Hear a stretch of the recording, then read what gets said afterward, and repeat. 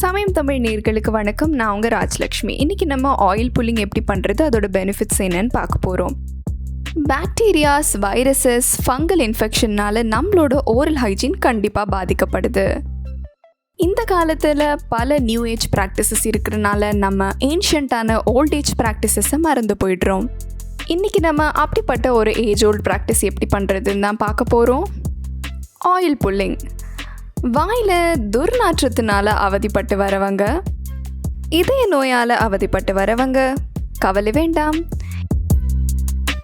இப்போ நம்ம கற்றுக்க போகிற ஆயில் புல்லிங் இதுக்கு மட்டும் தீர்வு கொடுக்கறதில்ல, நம்மளோட ஓரல் ஹைஜீனை ரீஸ்டோர் பண்ணி பியூட்டிஃபுல்லான ஸ்மைலையும் கொடுக்குது. வாங்க இதை எப்படி செய்கிறதுன்னு பார்க்கலாம். இந்த ப்ராசஸை செய்ய மரச்செக்கில் ஆட்டின தேங்காய் எண்ணெயோ நல்லெண்ணெயோ இல்லை ஆலிவ் ஆயில் கூட நீங்கள் இதில் யூஸ் பண்ணலாம். இதை நீங்கள் வாரத்தில் 2 தடவை பண்ணலாம், அப்படி இல்லைன்னா ஒரு நாளைக்கு 3 தடவை கூட பண்ணலாம். இந்த ப்ராசஸை நீங்கள் இனிஷியலாக 5 மினிட்ஸ்க்கு கண்டினியூ பண்ண வேண்டியது வரும். அப்படி இல்லைன்னா நீங்கள் போக போக ப்ராக்டிஸ் ஆனதும் 20 to 25 மினிட்ஸ் வரை கூட பண்ணலாம். ஆயில் புல்லிங் செய்ய 1 டீஸ்பூன் கோகோனட் ஆயில் எடுத்து அதை ஸ்வாலோ பண்ணாதீங்க, வாயிலே ரீட்டைன் பண்ணிக்கோங்க. இப்போ நம்ம இதை நம்மளோட நாக்கு பல்லுக்கு இடையில் ஸ்விஷ் பண்ண போகிறோம். நீங்கள் தண்ணி காகிள் பண்ணும்போது எந்த ப்ராசஸ் யூஸ் பண்ணுறீங்களோ அதே தான் நீங்கள் இதில் யூஸ் பண்ணணும். ஞாபகம் இருக்கட்டும், இந்த ஆயிலை நீங்கள் கண்டிப்பாக ஸ்வாலோ பண்ணக்கூடாது. அப்படி பண்ணிங்கன்னா உங்களோட மவுத்தில் இருக்கிற பாக்டீரியாஸ் உங்கள் பாடியை என்டர் ஆகிடும். முதல்ல சொன்ன மாதிரி 5 நிமிஷம் வரை நீங்கள் இதை பண்ணலாம். பிகினராக இருந்தால் கொஞ்சம் கொஞ்சமாக நீங்கள் டைமை இம்ப்ரூவ் பண்ணலாம்.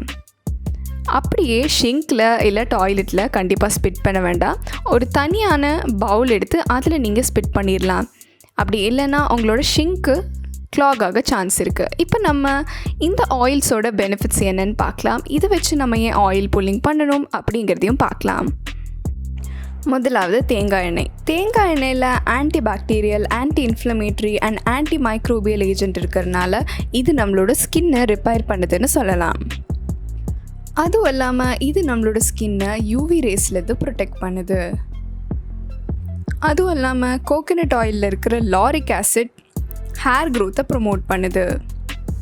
ஆலிவ் ஆயிலில் vitamin E content and vitamin K content இருக்கிறதும் அல்லாமல் இதில் ஆன்டி ஆக்சிடென்ட்ஸும் அதிகமாக இருக்குது.